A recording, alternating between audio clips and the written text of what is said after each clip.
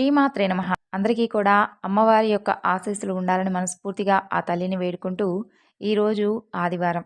ఈ ఆదివారం రోజున ఈ కథ వినడం వలన శ్రీకృష్ణ పరమాత్ముని యొక్క అనుగ్రహంతో పాటు అశ్వమేధ యాగ ఫలం కూడా లభిస్తుంది. మరి అంతటి పవిత్రమైనటువంటి ఈ కథను భక్తి శ్రద్ధలతో వినండి.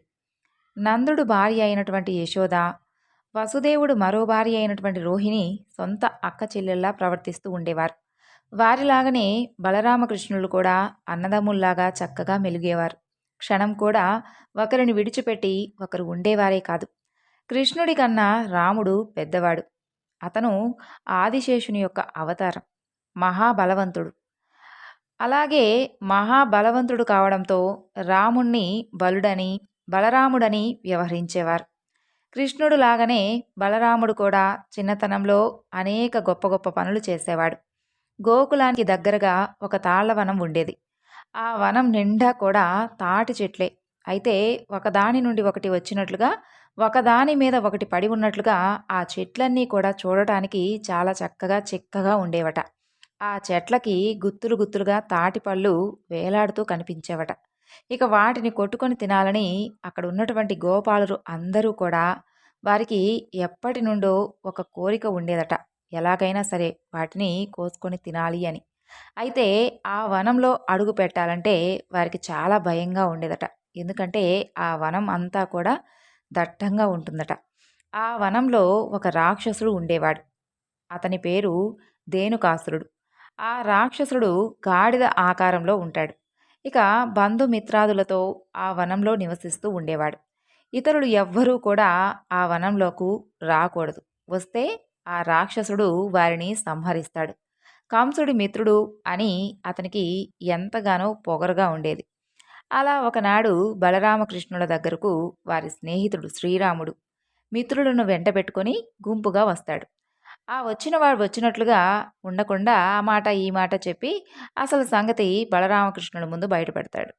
ఇక అదేంటి అంటే వాళ్ళందరికీ కూడా తాళ్లవనంలో ఉన్నటువంటి ఆ తాటి పండ్లు తినాలి అని ఎప్పటి నుండో కోరికగా ఉన్నదట. ఆ కోరిక తీర్చుకుందాము అంటే ఆ వనానికి వెళ్ళేందుకే భయం. ఎందుకంటే అక్కడ ఒక రాక్షసుడు ఉన్నాడు కృష్ణ, వాడి కంట పడితే చంపేస్తాడు అని చెప్తాడు.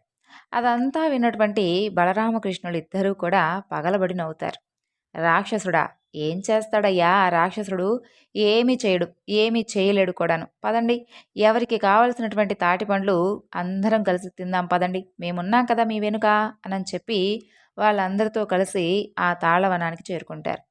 ఆకాశాన్ని అంటుతున్నటువంటి ఆ తాళ వృక్షాలను చూశాడు బలరాముడు. ఆకాశంలో వేలాడుతూ ఉన్నట్లుగా ఆ వృక్షాలకు వేలాడుతున్నటువంటి తాటి పళ్ళను, ఆ యొక్క చెట్ల మొదలను చూసి బలంగా ఉన్నాయి, ఉంటేనేమైంది, తన బలం ముందు అవెంత అని అనుకుంటాడు. ఇక రెండు చేతుల ఆ చెట్లను పట్టుకొని తొండాన్ని చుట్టి ఆ చెట్లను ఏనుగు ఊపినట్లుగా బలంగా ఊపుతాడు బలరాముడు. ఆ ఊపుకు తాటి పళ్ళన్నీ కూడా జలజల రాలి కింద పడిపోతాయి. తినండి తినండి అని చెప్పి బలరాముడు అక్కడ ఉన్నటువంటి గోపాలుడితో అంటాడు. గోపాలురు తనివి తీరా తినసాగారు. బహురుచిగా ఉన్నాయి అంటే బహురుచిగా ఉన్నాయి అని అనుకుంటూ జుర్రుకుంటూ ఉంటారు. బలరాముని యొక్క ఊపునకు కొన్ని చెట్లయితే అసలు విరిగి పడిపోయాయి. మరికొన్నైతే ఒరిగి అలా నిలుచున్నాయి. వనం అంతా కూడా అస్తవ్యస్తంగా అల్లకల్లోలంగా తయారైపోయింది. ఇక ధేనుకాసురుడికి ఈ సంగతి తెలిసి ఉగ్రుడైపోయి పళ్ళు నూరుతూ గాడిదలాగా ఓండ్ర పెడుతూ కొండలా దొర్లుకుంటూ ఆ బలరామకృష్ణుని సమీపించాడు. కృష్ణుడు అతన్ని ఎదుర్కొనబోయాడు. తమ్ముణ్ణి వారించాడు బలరాముడు. వీడు నా వంతు అని అన్నట్లుగా కృష్ణుడి వైపు చూశాడు. కొండలా వచ్చి మీద పడుతూ ఉన్నటువంటి ఆ ధేనుకాసురుని ఒంటి చేత్తో అడ్డుకున్నాడు బలరాముడు. వాడితో యుద్ధానికి సిద్ధమయ్యాడు. ఎగిరి రెండు కాళ్ళు ఎత్తి ధేనుకాసురుని యొక్క వీపు మీద తంతాడు బలరాముడు. దెబ్బకు నడుం విరిగినట్లుగా కింద పడిపోతాడు. ఇక బాధతో గట్టిగా అరిచాడు ఆ అసురుడు. లేచేందుకు ప్రయత్నించడం ప్రారంభించాడు. అయితే లేవనీయకుండా బలరాముడు కొట్టాడు. కాళ్ళు రెండు పట్టుకొని అల్లంత దూరానికి విసిరి పడేశాడు. ఎగిరొచ్చి కింద పడ్డాడు ఆ అసురుడు. ఇక ఎముకలు కూడా విరిగిపోయాయి. లేవలేకపోయాడు. చివరకు బలరాముని యొక్క బలానికి ఆశ్చర్యపోయినటువంటి ఆ గోపాలులు అందరూ కూడా బలరాముని ఎంతగానో మెచ్చుకున్నారు. బలరాముని యొక్క చేతి కండలను నిమురుతూ, బలరామా, నీకు చాలా బలం ఉంది సుమా అని అంటూ ఎంతగానో పొగడ్తలతో ముంచెత్తేశారు. ఇక అన్నబలం ఎలాగో తమ్ముడికి తెలుసు. అదిప్పుడు ప్రదర్శితమవుతుంది. నలుగురికి అన్నబలం తెలియాలి అని అనుకున్నాడు కృష్ణుడు. అందుకే తను కూడా కల్పించుకోకుండా దూరంగా అలా చక్కగా చిరునవ్వు నవ్వుతూ నిలుచున్నాడు. ఇంతలో బలాన్ని కూడదీసుకున్నటువంటి ఆ అసురుడు పరుగు పరుగున వచ్చి బలరాముని మీద దాడి చేసేందుకు ప్రయత్నిస్తాడు. ఆ ప్రయత్నం విఫలమవుతుంది. పరుగున వచ్చినటువంటి ఆ అసురుని 4 కాళ్ళు పట్టుకొని పైకెత్తేశాడు బలరాముడు. కొండను తిప్పినట్లుగా తిప్పుతూ గిరగిరా తిప్పుతూ వాణ్ణి గాడిద రూపంలో ఉన్నటువంటి ఆ అసురుణ్ణి నేల మీదకు గట్టిగా విసిరికొట్టాడు. మెడ విరిగిపోయింది. కళ్ళు పేలిపోయాయి. పొట్ట చీలిపోయింది. ఇక ధేనుకాసురుడు చనిపోతాడు. రాక్షసుడు చనిపోయాడని తెలియడంతో కృష్ణుడితో సహా అక్కడ ఉన్నటువంటి ఆ గోపాలురందరూ కూడా హర్షధ్వానాలు చేస్తారు. మెచ్చుకోలుగా బలరాముణ్ణి చుట్టుముడతారు. ధేనుకాసురుని గిరగిరా తిప్పి నేలకేసి గట్టిగా విసిరి కొట్టినప్పుడు అప్పుడు కలిగినటువంటి ఆ అదురుకు తాళ వృక్షాలు అన్నీ కూడా నేలలో నుండి లేచి పడిపోయాయి.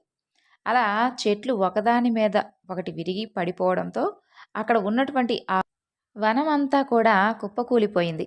కుప్పకూలిపోతూ ఉన్నటువంటి ఆ వనాన్ని, చనిపోయినటువంటి ధేనుకాసురుని చూసి అతని బంధుమిత్రులందరూ కూడా గాడిద ముఖాలతో బలరామకృష్ణుల మీద దాడి చేశారు.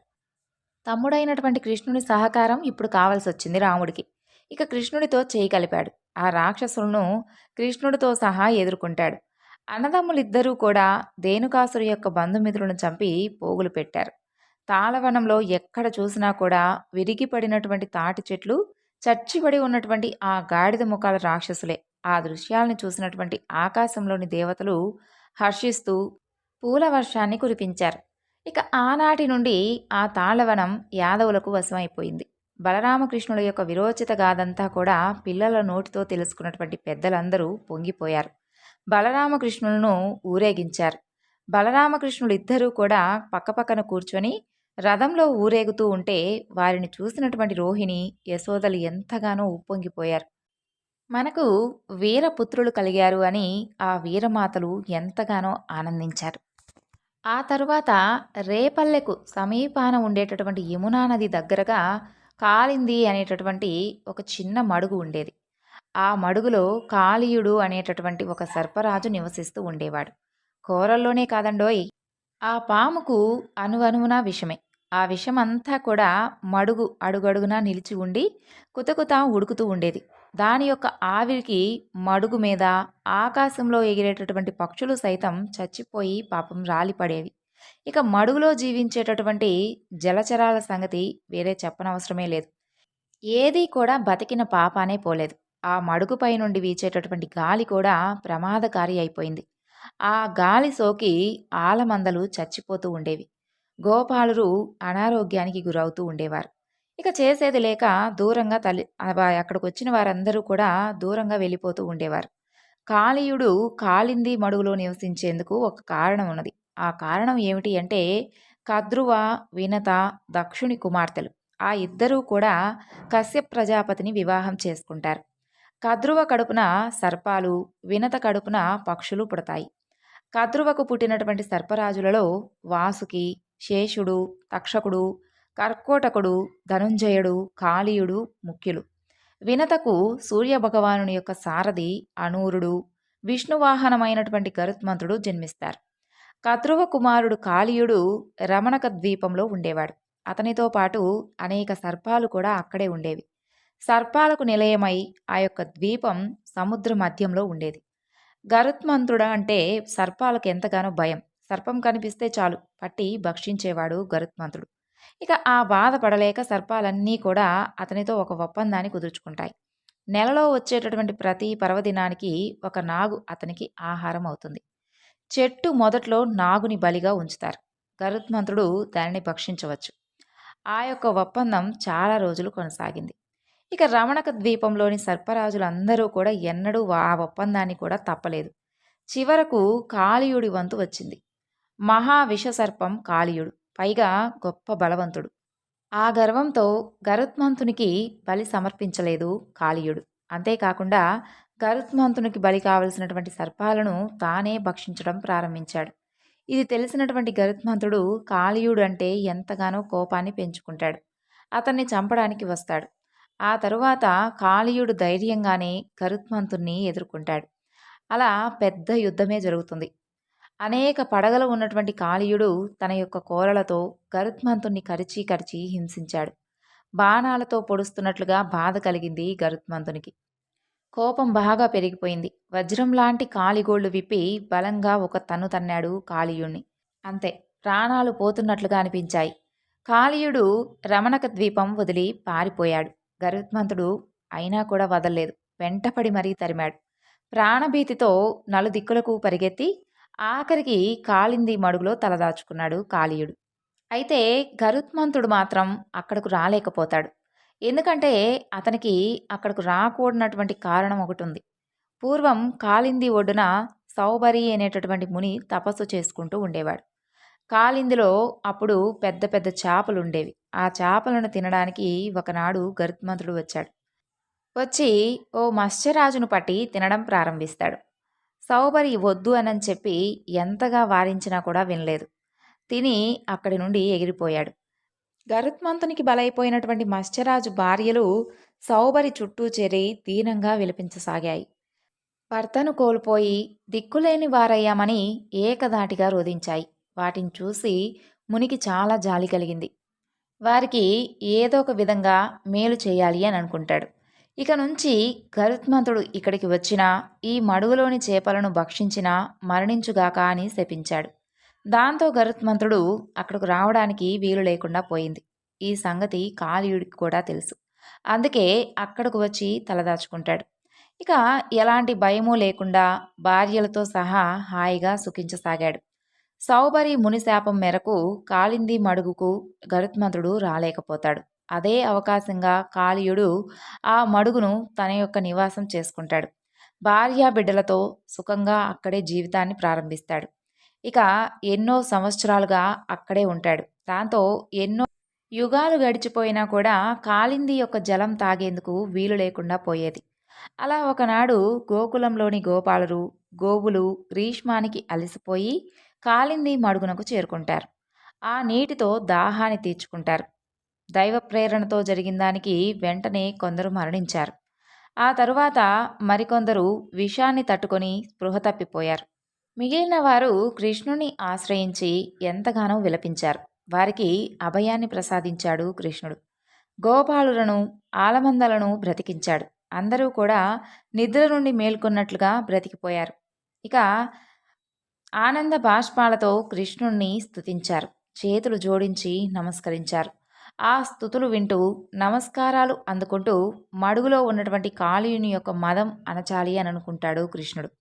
మడుగులోని నీరు అందరూ కూడా తాగి సుఖంగా జీవించే విధంగా చేయాలి అని అనుకుంటాడు. అటుగా చూశాడు. కదంబ వృక్షం కనిపిస్తుంది. దానిపైకి ఎక్కుతాడు. పట్టు పీతాంబరాన్ని పైకి ఎగగట్టాడు. తొడలు చరిచాడు. జబ్బలు తట్టాడు. ఎగిరి మడుగులోకి ఒక్క దూకు దూకుతాడు. చూసిన వారందరూ కూడా గొల్లుమంటారు. కృష్ణ కృష్ణ అంటూ కేకలేసి పిలుస్తూ ఉంటారు. ఇక ఎంత పిలిచినా కూడా పలకడే. ఇంతలో మడుగులో ఉన్నటువంటి ఆ జలం అల్లకల్లోలమవుతూ ఉంటుంది. సర్ప విషం సెగలు పొగలుగా ఎగజిమ్ముతూ ఉంటుంది. కృష్ణుడు కాళ్లతోనూ చేతులతోనూ ఆ మడుగును కలచివేస్తూ ఉంటాడు. నీటిని మదిస్తాడు. లోతుల్లో దాగి ఉన్నటువంటి కాళీయుడు అది భరించలేకపోతాడు. కోపంతో విషాగ్నులు కుమ్మరిస్తూ పైకి తేల్తాడు. కావలసింది కూడా కృష్ణుడికి అదే కదా. కాళీయుని యొక్క పడగలను అందుకోబోతాడు. దొరకనీయక దొరికిన చోటల్లా కృష్ణుణ్ణి కాటేస్తాడు కాళీయుడు. ఆ యొక్క విషాగ్నికి స్పృహ తప్పినట్లుగా అనిపించినా కృష్ణుని గట్టిగా చుట్టుకొని తన యొక్క పడగల కింద దాచేస్తాడు. అలా కనిపించి ఇలా కనిపించి ఆ తర్వాత అసలు కనిపించకుండా పోయినటువంటి కృష్ణుని కోసం ఏడుస్తూ అతన్ని పిలవడం ప్రారంభిస్తారు గోపాలుడు. ఇక ఆలమందలు అంబా అంటూ రోదించసాగాయి. స్పృహలోనే ఉన్నటువంటి కృష్ణుడు ఆత్మీయుల యొక్క రోదనలు అంబారావాలు అన్నీ కూడా వినసాగాడు. కానీ కాళీయుని యొక్క పడగలను ఎత్తిపైకి రాలేనటువంటి నిస్సహాయతలో ఉంటాడు. ఆ ఒడుపు దొరకడం లేదన్నమాట. అలాగే వీలు చిక్కడం లేదు. అందుకోసం చూస్తూ ఉంటాడు. రేపల్లెలో అపశకునాలు గోచరిస్తూ ఉంటాయి. అక్కడ భూమి కంపించింది. నిప్పుల వాన కురవడం ప్రారంభిస్తుంది. మగవారికి ఎడమ కన్నులు భుజాలు అదురుతాయి. స్త్రీలకు ఏదో తెలియనటువంటి భయం కలుగుతూ ఉంటుంది. అశుభమైనటువంటి సూచకాలు పొడగడతాయి. నందుడు మొదలైనటువంటి వారందరూ కూడా ఆ యొక్క విపరీతాలకు ఎంతగానో భయపడిపోతారు. ఆ రోజు ఆలమందలు గోపాలుడితో సహా కృష్ణుడు ఒక్కడే వెళ్ళాడు. అయితే బలరాముడు ఇంటనే ఉండిపోయాడు. కృష్ణుడికి ఏమైందో ఏమో అని అందరూ కూడా కలత చెందారు. అతన్ను వెతుక్కుంటూ బయలుదేరారు. కాళింది మడుగునకు చేరుకుంటారు. అక్కడ ఉన్నటువంటి గోపాలురు ఆలమందలు ఆ మడుగులోకి తొంగి చూడటాన్ని గమనించి ఏమైంది ఏమైందని ఎంతగానో ఆరా తీశారు. జరిగింది చెప్పారు గోపాలురు. అయ్యయ్యో, కృష్ణుడు ఎంతకు తెగించాడు, జరగరానిది జరిగితే అసలు ఏమవుతుందో అనని భయపడిపోతారు.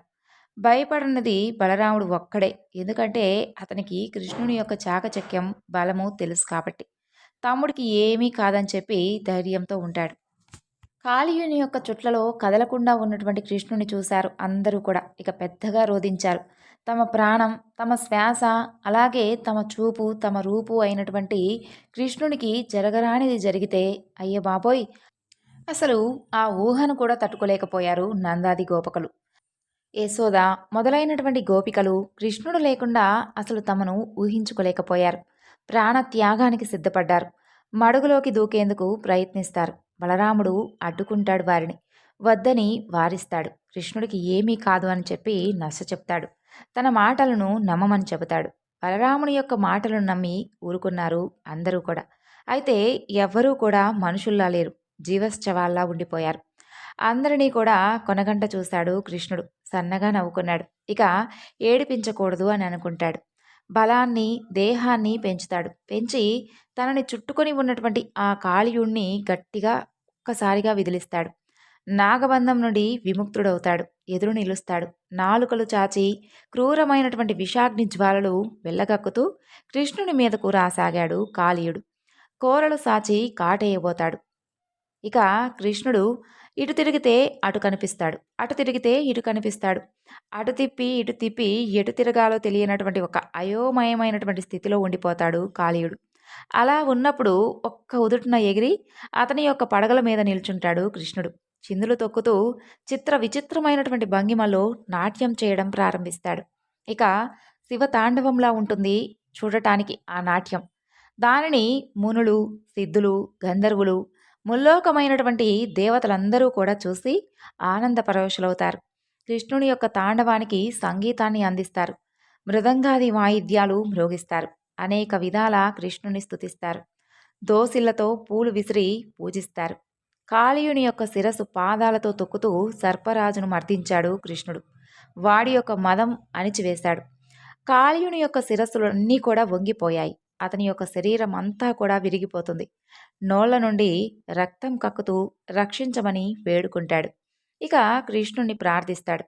అతని భార్య బిడ్డలు కూడా పైకి వచ్చి చేతులెత్తి కృష్ణుని ప్రార్థిస్తారు. కాళీయుణ్ణి కాపాడమని వేడుకుంటారు. కరుణించినటువంటి కృష్ణుడు మదం అణిగిపోయి దీనంగా ఉన్నటువంటి కాళీయుణ్ణి విడిచిపెడతాడు. ఇక మీదట ఈ మడుగులో నువ్వు ఉండకూడదు. భార్యా బిడ్డలతో పాటుగా సముద్రం లోపలికి వెళ్ళిపో అని ఆజ్ఞాపిస్తాడు కృష్ణుడు. అందుకు సరేనని ఒప్పుకుంటాడు కాళీయుడు. ఇక నుండి ఈ జలం పానార్హమవుతుంది, అమృత తుల్యమవుతుంది. ఈ నీటిని తాగి అందరూ కూడా తరిస్తారు అని అంటాడు కృష్ణుడు. వంగి దోసెటతో ఆ నీరు తీసుకొని ముందుగా తాను తాగుతాడు. ఉపవసించి పితృతర్పణాదులు చేసుకునేందుకు ఈ యొక్క నీరు పరమ పవిత్రమవుతుంది అని అంటాడు. ఇక కాళీయుడు కృష్ణుడితో మరలా, గరుత్మంతుని యొక్క భయం నన్ను వెన్నాడుతూ ఉంది కృష్ణ. ప్రాణ భయంతో ఉన్నాను నేను. నువ్వే ఎలాగైనా సరే నన్ను కాపాడాలి అని వేడుకుంటాడు. గరుత్మంతుడు నిన్నేమీ చేయడు కాళీయ. ఎందుకంటే నీ పడగల మీద నా పాదముద్రలు ఉన్నాయి కదా. మరి ఆ పాదముద్రలు చూసి నీవు కూడా నావాడవే అని తెలుసుకుంటాడు. నీ జోలికి రాడు అని కృష్ణుడు అభయాన్ని ప్రసాదిస్తాడు. అందుకు సెలవు అన్నటువంటి కాళీయుడు భార్యా బిడ్డలతో అక్కడి నుండి తరలిపోయేందుకు సిద్ధమవుతాడు. కృష్ణుడు అది గమనించి అతని పడగల మీద నుండి ముందుకు కాళింది మడుగు ఒడ్డుకు ఒక్క దూకులో చేరుకుంటాడు. ఎగిరి వచ్చి నిలిచినటువంటి కృష్ణుణ్ణి యశోదానందులతో సహా అక్కడ ఉన్న వారందరూ కూడా చుట్టుముడతారు. అతన్ని స్పృశించి ముద్దులతో ముంచెత్తుతూ పొదువుకొని పొంగిపోతారు. అతనికి ఉన్నటువంటి ధైర్య సాహసాలను ఎంతగానో మెచ్చుకుంటారు. తరువాత స్తుతిస్తారు. ఈ విధంగా బలరామకృష్ణులు అన్నిటిలో కూడా విజయాలను పొందుతూ భగవతావతారాలైనటువంటి బలరామకృష్ణులు వారి యొక్క లీలా ప్రదర్శనలు అన్నీ కూడా చూపిస్తూ అందరి ప్రశంసలను పొందుతూ ఉండేవారు. ఈ కథలను ఎవరైతే వింటారో వారికి స్వామివారి యొక్క సంపూర్ణ అనుగ్రహంతో పాటు అశ్వమేధ యాగ ఫలం కూడా సిద్ధిస్తుంది. సర్వం శ్రీ లలితార్పణమస్తు. స్వస్తి.